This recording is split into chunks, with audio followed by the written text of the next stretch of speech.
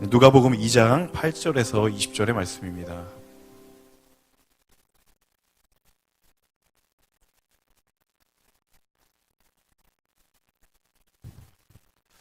누가복음 2장 8절에서 20절의 말씀 한 절씩 교독하도록 하겠습니다. 제가 먼저 8절 읽고요. 여러분 9절 읽으시고 한 절씩 교독하시고 마지막 20절 함께 읽도록 하겠습니다. 제가 먼저 읽겠습니다.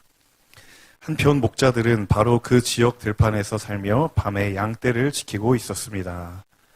주의 천사가 그들 앞에 나타나 주의 영광이 그들을 환하게 둘러비추니 그들은 너무나 두려웠습니다. 천사가 말했습니다. 두려워하지 마라. 보아라. 내가 모든 백성에게 큰 기쁨이 될 좋은 소식을 너희에게 알려준다. 오늘 구주이신 주 그리스도가 다윗의 동네에서 태어나셨다. 너희가 천에 쌓여 구유에 누워있는 아이를 볼 것인데 그것이 너희에게 표적이 될 것이다. 하늘의 문대와 큰 무리를 이루며 나타나 하나님을 찬양하며 말했습니다. 지극히 높은 곳에서는 하나님께 영광이요 땅에서는 하나님의 은총을 입은 사람들에게 평화로다.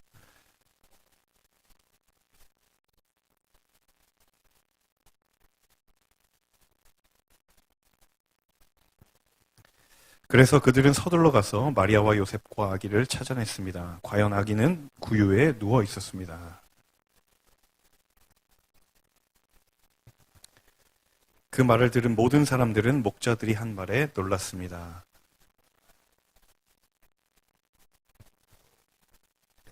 함께 읽습니다. 목자들은 자기들이 보고 들은 것에 대해 하나님께 영광 돌리고 찬양하며 돌아갔습니다. 그들이 듣고 본 모든 일대로 이루어진 것입니다. 아멘.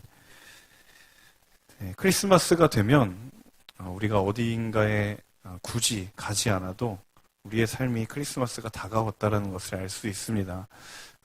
그냥 길거리만 나가봐도 이제 곳곳에서 울려 퍼지는 캐롤이 있죠. 크리스마스 하면 떠오르는 여러분 캐롤이 뭐가 있으세요? 가장 그 크리스마스와 개인적으로 어울린 만한 여러분 떠올리시는 각자의 곡이 있으실 거라고 생각이 드는데 오늘 이 본문, 그러니까 밤에 양떼를 지키던 목자들에게 나타나신 이 천사들의 이 장면은 저는 이 장면을 묵상할 때마다 한 찬양이 떠오르는데요. 그것은 바로 고요한 밤, 거룩한 밤입니다. 가사를 너무 잘 아시겠지만 제가 부르지는 않고 가사를 읽어드릴게요. 고요한 밤, 거룩한 밤, 어둠에 묻힌 밤, 주의 부모 앉아서 감사 기도 드릴 때 아기 잘도 잔다. 저는 이 누가복음의 오늘 이 본문을 묵상할 때마다 이 찬양이 참 떠오르더라고요. 칠흑같이 어두웠던 이 밤에 구유의 한 아기가 누워서 자고 있는, 그리고 그 아기를 찾아와서 정말 우리를 구원하실 구세주가 나셨다라고 고백하고 경배하는 이 목자들의 그림들을 생각할 때마다 정말 크리스마스는 그 자체로 아름다움이고 평화구나라는 생각을 하게 됩니다. 우리는 크리스마스 하면 참으로 평화로운 이런 분위기들을 떠올리기 쉽지만 여러분, 그러나 성경 속에 나타나는 이 크리스마스의 현장과 현실은 우리가 그렇게 생각하는 것만큼 평화롭고 낭만적이지 않다라는 거예요. 어쩌면 전혀 이런 평화로운 분위기, 이런 낭만적인 분위기와는 다른 정말 인간의 처절한 현실 가운데 일어났던 사건이 바로 성탄의 사건, 크리스마스의 사건입니다. 예수님이 태어날 당시의 이 시대적인 상황이 바로 그것을 너무도 잘 이야기해주고 있어요. 예수님께서 태어날 당시의 유대 땅은 여러분 잘 알고 있는 것처럼 로마의 식민 통치 아래 있었던 그러한 현실입니다. 여러분, 식민지 아래 유대인들, 그러니까 피지배인들이 살아가는 매일의 삶의 목적은 다름 아닌 그냥 살아남는 거예요. 그냥 오늘 하루를 잘 살아남으면 그 자체로 그냥 은혜고, 내일 또 다른 핍박과 또 다른 제국의 압제가 우리 가운데 찾아올 텐데 그것으로부터 잘 견뎌내면 그만이었던 거죠. 우리가 알고 있는 이 크리스마스로 상징되는 평화나 어떤 기쁨이나 이런 분위기와는 전혀 어울리지 않는 장소와 공간이 바로 그 당시의 유대의 땅이었다는 사실입니다. 한마디로 그런 사람들에게 우리가 잘 알고 있는 이런 고요하고 평화로운 크리스마스의 분위기는 그것을 누린다는 것은 그들에게는 사치였다라는 겁니다. 대부분의 많은 사람들이 그 당시에 예수님이 태어났다라는 사실조차도 몰랐고요.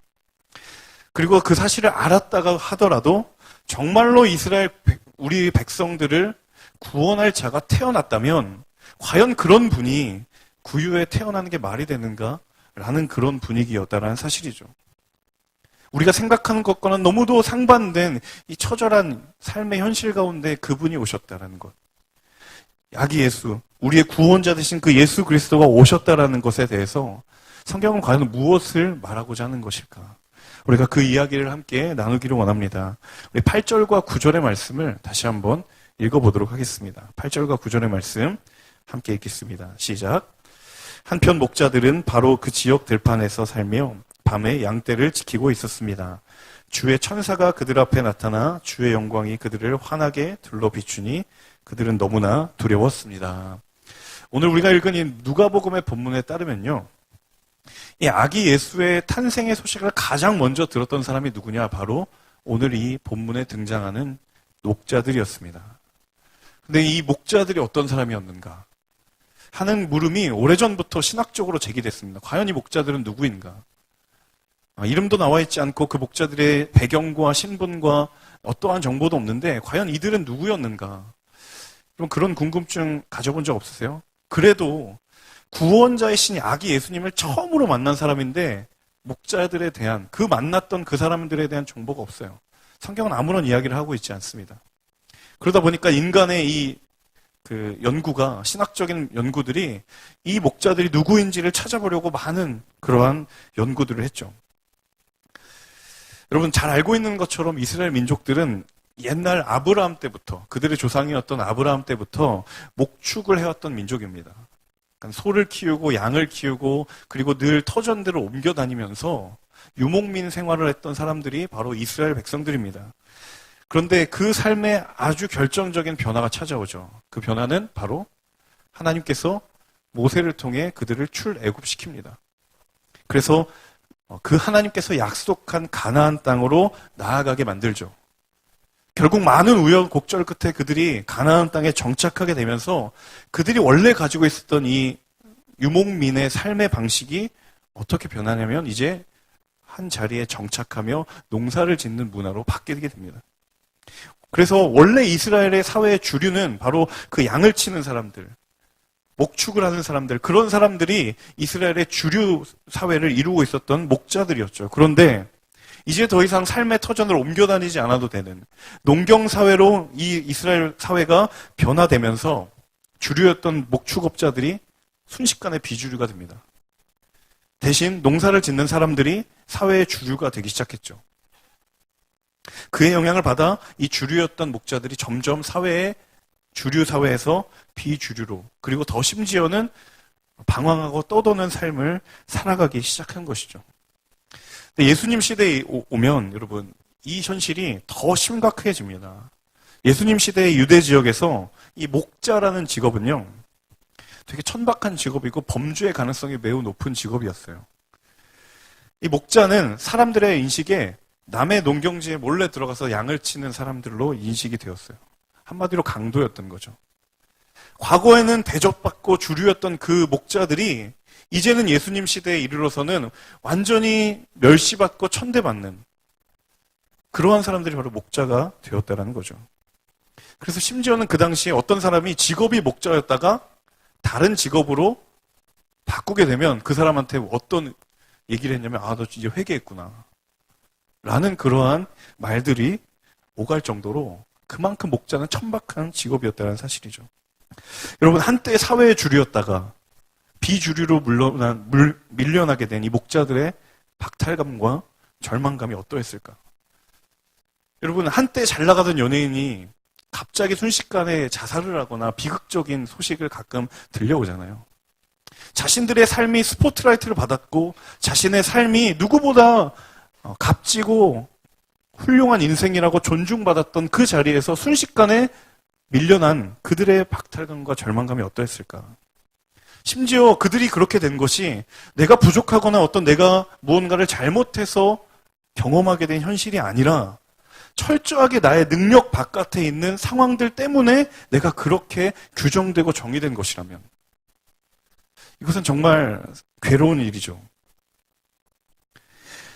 우리가 흔히 절망할 때, 우리가 실패할 때, 그리고 좌절에 빠질 때는 내 노력이 부족해서 좌절한 그 순간 때문이 아니라 실패의 원인은 무관한데 실패의 결과를 내가 고스란히 받아들여야 하는 상황이 올 때, 내가 정말 열심히 노력했는데 그 결과에 따른 합당한 결과를 내가 받는 것이 아니라 내가 어찌할 수 없는 불가항력적인 상황 때문에 나를 규정하고 내가 그 결과를 받아들이고 수긍해야 될 때, 우리는 그때 가장 절망을 느끼고 가장 무기력함을 느끼죠.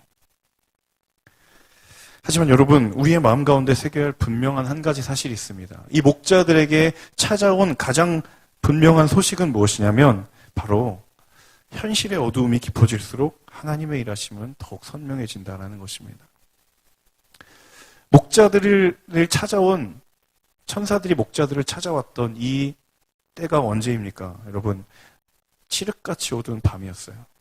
그냥 시간대가 밤이었던 것이 아니라 성경은 이들의 삶이 그런 밤과 같은 그러한 현실을 살아가고 있었다는 거예요. 그런데 구조를 보시면 이 목자들에게 주의 영광이 환하게 비추어졌다라고 성경은 이야기합니다.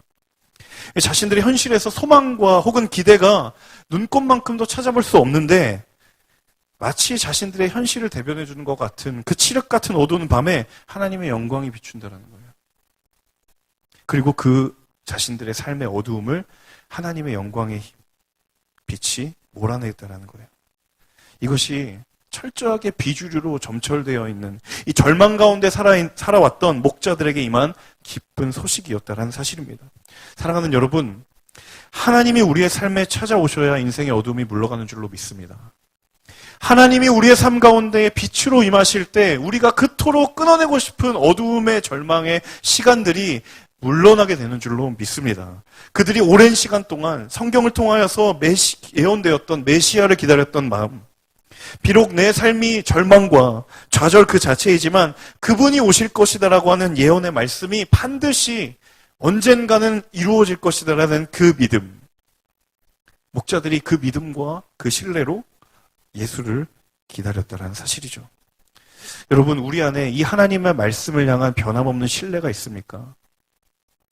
하나님의 말씀을 향한 이 변함없는 기대함이 있습니까? 여러분, 하나님이 우리의 말씀 가운데 임하실 때 그 말씀이 여러분을 지배하고 있습니까? 아니면 여러분의 삶이 말씀을 지배하고 있습니까? 같은 듯 하지만 너무도 다른 말이에요. 말씀이 우리의 삶을 지배하면 우리 안에 어둠이 떠나가는 줄로 믿습니다. 하지만 우리의 삶이 말씀을 지배하기 시작하는 순간 우리는 우리에게 필요한 말씀만 우리는 듣기를 원하는 마음이 있다는 거죠. 요즘 첫째 아들이 저에게 자주 하는 말이 한 가지 있습니다. 그 말 중에 하나가 무엇이냐면 아빠 도와주세요라는 말이에요. 얘가 조금 크니까 아빠 도와주세요라는 말을 굉장히 많이 해요. 그래서 덕분에 저도 굉장히 피곤합니다. 그 응답에 바로 대답을 해줘야 되기 때문에 그렇죠. 근데 아이가 불과 몇 개월 전까지만 해도 뭔가 도움이 필요한 상황에 있으면 제가 가서 먼저 도와주겠다고 이야기합니다. 아빠가 도와줄까? 이렇게 물어보면 그렇게 고집을 부리면서 자기가 하겠다고 얘기를 하는 거예요. 그러니까 제 눈에는 뻔히 못할 게 뻔하고 안 될 게 뻔한데 자기가 하겠다고 고집을 부리는 거예요. 근데 요즘은 해보다가 조금 어려우면 바로 저한테 이야기를 합니다. 아빠 도와주세요. 저 멀리 있으면 그냥 이름만 불러 아빠 이러면 제가 가거든요. 그러니까 제가 저희 첫째 아들의 모습을 보면서 이 아이가 이제 자신이 삶 가운데 직면하고 있는 문제들을 어떻게 접근하면 조금 더 쉽게, 조금 더 수월하게 해결할 수 있는지 그 방법을 알아가고 있다는 것을 제가 깨닫게 되었어요.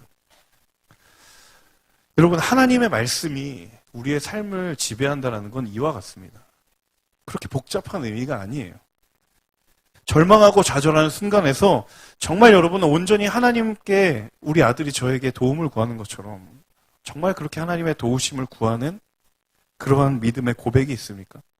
여러분, 적어도 하나님 앞에서만큼은 어떠한 염치불문하고 어떠한 예의나 어떠한 체면이나 그런 것들을 차리지 않는 뻔뻔함이 우리 가운데 있어야 됩니다. 하나님은 오히려 그것을 원하고 계시고 하나님은 오히려 그것을 바라고 계신다는 사실이죠. 또한 어떻습니까? 여러분, 그 염치 없음을 뛰어넘기 위해서 우리가 가지고 있는 이 붙들고 있는 이 인생의 자존심. 하지만 인생의 자존심보다 하나님의 전능하심을 붙들 때에 비로소 우리가 자유케 되는 은혜를 경험하는 것처럼. 여러분, 우리의 자존심을 내려놓으면 하나님의 힘을 빌릴 수 있습니다. 목자들은 철저하게 바닥까지 내려갔어요.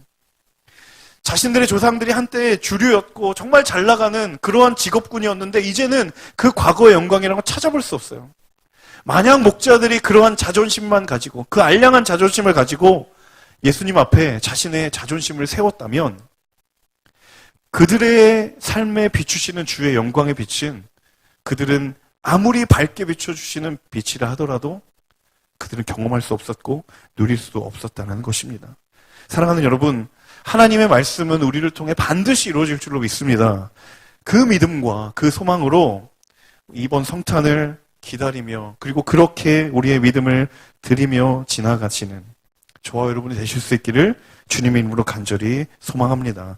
이어서 10절, 11절 그리고 12절의 말씀을 함께 읽도록 하겠습니다. 10절부터 12절의 말씀 함께 읽습니다. 천사가 말했습니다. 두려워하지 마라. 보아라. 내가 모든 백성에게 큰 기쁨이 될 좋은 소식을 너희에게 알려준다. 오늘 구주이신 주 그리스도가 다윗의 동네에서 태어나셨다. 너희가 천에 쌓여 구유에 누워있는 아기를 볼 것인데 그것이 너희에게 표적이 될 것이다. 이 천사가 전해주었던 소식에 대해서 성경은 그 소식이 모든 백성에게 큰 기쁨이 될 좋은 소식이다라고 이야기합니다. 여러분 10절에 가장 주목해야 될 표현 중에 하나가 모든 백성에게라는 표현이죠. 그 소식을 듣게 될 사람은 모든 백성들이에요. 한 사람도 예외 없이 그 복된 소식을 듣게 될 것이다 라고 성경은 이야기합니다.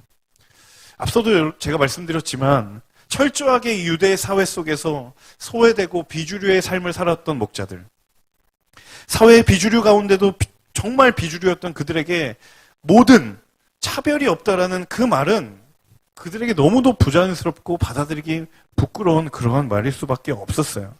그런데 성경은 그 소식을 천사를 통하여서 가장 먼저 목자들에게 전했던 것뿐만 아니라 그것도 모자라 그 소식은 모든 백성에게 알려지게 될 것이다라고 이야기하고 있다는 것이죠. 여러분, 인류의 역사를 통틀어서 사람이 모든 견해를 아우르는 그러한 일들이 일어난 적이 있었습니까? 사람이 모인 모든 집단에는 항상 이견이 있고 반대의 의견이 있습니다. 절대로 100%라는 단어는 없어요. 이 시대 가운데 100% 의견이 일치한다는 곳은 저 우리 위쪽에 사는 그분들밖에 없어요. 북한밖에 없어요. 사람의 인식과 사람의 생각이 다양하기 때문에 그 인식이 하나가 된다는 것 불가능한 일입니다. 그렇기 때문에 우리 인간이 범죄한 이후로부터 완전한 연합은 이미 불가능해져 버렸어요. 그래서 우리가 누군가를 이해한다는 것, 그 이해는 결단코 완벽한 이해가 될 수 없습니다. 그래서 여러분, 누가 여러분에게 내가 너 진짜 다 이해한다라고 하면 그냥 흘려들으세요. 이해할 수 없어요. 정말 이해할 수 없습니다. 이해하려고 노력할 수 있고 어느 정도 이해할 수 있지만 그 삶의 중심에 들어가 그 삶을 완벽하게 이어간다는 건 그건 불가능한 일이에요. 여러분, 결혼과 연애가 다르다고 이야기하잖아요. 어디서 한번 들어보신 적 있으시죠? 아직 현실은 아니니까. 결혼은 왜 현실이라고 이야기를 할까요? 왜냐하면 우리는 같음보다 다름이 더 선명하게 느껴지고 더 예민하게 느껴져요. 같은 건 익숙하고 친밀해요. 하지만 다른 건 나에게 부담이고 부대낌이고 갈등의 이유가 돼요. 그런데 오늘 이 소식, 아기 예수의 태어나심, 그 기쁨의 좋은 소식이 한 사람도 예외 없이, 한 사람도 다름이 없이, 한 사람도 차별이 없이 그것은 모든 사람에게 전해진다는 거예요. 과연 이 일이 일어날 수 있을까? 그 일은 우리가 구원자로 고백하시는 예수 그리스도를 통하여서만 이루어지게 된다는 사실이라는 겁니다. 여러분, 여러분의 삶 가운데 갈등의 상황 가운데 여전히 처해 있습니까? 여러분, 관계 가운데 어려움이 있고 갈등이 있고 반복에 있는 상황 가운데 있는 분 계십니까? 우리가 아무리 노력을 해도 그 관계를 개선하고 완전케 하려고 노력을 해도 그것은 불가능한 것 같은 그러한 현실의 벽에 부딪히고 계십니까? 오늘 우리에게 찾아오신 예수 그리스도를 통하여 모든 사람에게 평화를 주시는 하나님의 은혜를 여러분 그분을 통하여 흘려보내시는 여러분 되시기를 간절히 소망합니다. 여러분의 삶의 자리에 차이와 다름으로 불편함을 느끼는 곳이 있다면 여러분 기꺼이 그곳으로 나아가 많은 사람들로 우리를 하나 되게 하시는 그 복음의 능력을 흘려보내는 그런 하나님의 사람들 모두가 되실 수 있기를 주님의 이름으로 간절히 축복합니다. 우리 이어서 17절부터 19절의 말씀 함께 읽도록 하겠습니다. 17절에서 19절입니다. 함께 읽습니다. 시작. 그들은 아기를 보고 나서 그 아이에 대해 들은 말을 알려주었고 그 말을 들은 모든 사람들은 목자들이 한 말에 놀랐습니다. 그러나 마리아만은 이 모든 일을 마음에 간직하고 곰곰이 되새겼습니다. 목자들이 천사들에게 전해준 소식을 요셉과 마리아에게 전하러 갑니다. 그곳에는 오늘 본문 가운데 짐작하는 것처럼 요셉과 마리아 외에 다른 여러 사람들도 그 자리에 있었던 것들로 추정이 돼요. 그리고 그 소식에 대해서 많은 사람들과 그리고 그 소식에 대한 반응 또한 다르다라는 것을 성경은 이야기하고 있습니다. 여러분 18절을 보시면 성경은 그 소식을 들은 모든 사람들이 놀랐다. 많은 사람들이 놀랐다라고 이야기하는데 그 가운데 한 명, 19절에 나오는 이 마리아라는 사람. 그 사람만큼은 그 모든 일을 마음에 간직하고 되새겼다라고 성경은 이야기하고 있습니다. 근데 이 되새겼다라는 의미가요. 가장 원어에 가까운 표현은 뭐냐면 끊임없이 생각하고 생각한다. 아예 마음에 각인이 되도록 새겼다라는 거예요. 더 나아가서는 그것이 삶에 이루어지도록 결단하였다라는 의미에 가깝다라는 거예요. 그러니까 수많은 사람들이 그 소식 가운데에 놀란 반응을 하였는데 그 중에 한 명, 마리아라고 하는 그 사람은 그 놀란 감정의 반응을 뛰어넘어 그 소식을 마음 가운데 새기는 헌신의 자리로 나아갔다는 사실입니다. 마리아는 예수님의 어머니죠. 그리고 그가 성령으로 잉태된 이해할 수 없는 사건을 경험한 사람입니다. 그런데 이 납득이 되지 않는 상황 가운데서 예수를 이미 출산하여 버린 이 상황 가운데 목자들로부터 듣게 온 소식, 들려온 그 소식을 통해 수많은 사람들은 놀랍다, 정말 대단하다라는 감정의 자리에 머물러 있었지만 유독 한 사람 마리아는 그 감정의 자리를 뛰어넘어 헌신의 자리로 나아갔다는 것, 결단의 자리로 나아갔다는 사실입니다. 여러분 복음이 들려질 때 그 복음에 감격하는 사람이 있고요. 그리고 그 자리를 뛰어넘어 자신의 삶을 헌신하는 자리로 나아가는 사람이 있다는 사실입니다. 목자들이 한 말에 그저 놀라는 사람이 있는 반면에 그 말을 마음에 간직하고 내가 이제 어떻게 살아갈 것인가라고 결단하고 하나님 앞에 나아가는 헌신의 사람이 있었다라는 사실입니다. 여러분 복음이 우리에게 들려줄 때 우리에게는 큰 감동이 있습니다. 우리의 감정을 흔드는 변화를 경험하죠. 하지만 그 감정이 복음을 받아들이는 촉매가 될 수 있지만 그 자체가 본질이 아니라는 사실이에요. 예수님께서 하나님 나라의 복음을 선포하신 이후에 자신을 따르는 수많은 사람들에게 요구하셨던 한 가지 명령이 무엇이었냐면 나를 부인하고 자기 십자가를 지고 자기를 따르라고 이야기하는 거예요. 하나님 나라는 그들에게 큰 감동이었지만 예수님은 그 감동의 자리에 머무르는 것이 아니라 이제는 너희가 그 자리를 떠나 자기를 부인하고 자기 십자가를 지는 헌신의 자리로 나아오라 라고 주님이 말씀하시는 거예요. 여러분 그런 생각 안 드세요? 교회는 너무 좋아요. 예배는 너무 좋아요. 하지만 헌신의 자리는 싫어요. 은혜는 너무 좋지만 희생하고 수고하고 결단하는 자리는 싫어요. 현대의 수많은 크리스천들이 이러한 이분법적인 신앙을 가지고 살아갑니다. 은혜 받는 건 너무 좋고 내가 축복받는 건 너무 좋지만 그 축복의 자리를 뛰어넘어 십자가를 지는 예수 그리스도의 흔적을 남기는 삶으로 살아가는 데는 그건 나와 무관한 것처럼 느껴지는 거예요. 여전히 수많은 사람들이 헌신의 자리가 아니라 감정의 자리, 감동의 자리에 머무르기 원하는 그러한 우리의 마음에 있다라는 거예요. 여러분 복음에 감동하는 그 자리에 머무르시겠습니까? 아니면 복음에 헌신하는 그 자리로 나아가시겠습니까? 간절히 축복합니다. 감정의 자리를 뛰어넘어 헌신의 자리로 나아가시는 사랑하는 폴투의 모든 예배자 되실 수 있기를 간절히 축복합니다. 여러분, 이 복음이 우리 가운데 들려졌을 때, 이 감정을 넘어 헌신의 자리로 나아갈 때 우리를 머뭇거리게 하는 한 가지 장애물이 있습니다. 그것은 무엇이냐면요, 바로 우리 내면에 자리하고 있는 신앙의 익명성이에요. 더 쉽게 얘기하면 묻어가고 싶은 거예요. 대중 속에 속하여 드러나고 싶지 않은 마음이에요. 내 자아가 드러날 때 또 무언가 나에게 헌신이 요구될까? 혹은 내가 무언가 희생하고 수고하지 않아야 할까는 그 생각에 수많은 익명 가운데 내가 그냥 속해 있기를 원하는 거예요. 그래서 썬데이 크리스천들이 수없이 양산됩니다. 자신의 삶은 무관한 그저 자신의 예배의 자리만 있으면 나에게 감동이고 만족인 그 자리에 머물기 원하는 사람들이 너무도 많아진다는 사실이에요. 하지만 여러분 반드시 기억할 한 가지 사실은요, 목자들이 전한 그 말에 많은 사람들은 감동하고 있었지만 그것을 마음 가운데 새기며 헌신의 자리로 나아갔던 마리아의 이름을 성경이 기억하고 있다는 거예요. 오늘 본문에 그냥 많은 사람들은 놀랐다라고 이야기하지만 헌신의 자리에 나온 한 사람의 이름은 성경은 기억하고 있다는 거예요. 그리고 우리가 그 사람의 이름을 지금 보고 있다는 거예요. 여러분, 하나님의 은혜가 우리 가운데 임할 때, 감동의 자리를 뛰어넘어 헌신의 자리로 나아갈 때 여러분 하나님께서 여러분의 이름을 기억하실 줄로 믿습니다. 물론 그 자리에 있는다고 하여 우리의 구원의 문제 그것이 전혀 흔들리지 않겠죠. 하지만 여러분 언제까지 그 감동의 자리에만 머물러 계실 것입니까? 언제까지 나는 그러한 내 마음의 만족의 자리에만 머물러 있겠습니까? 그 말씀을 마음 가운데 새기고 끊임없이 새기고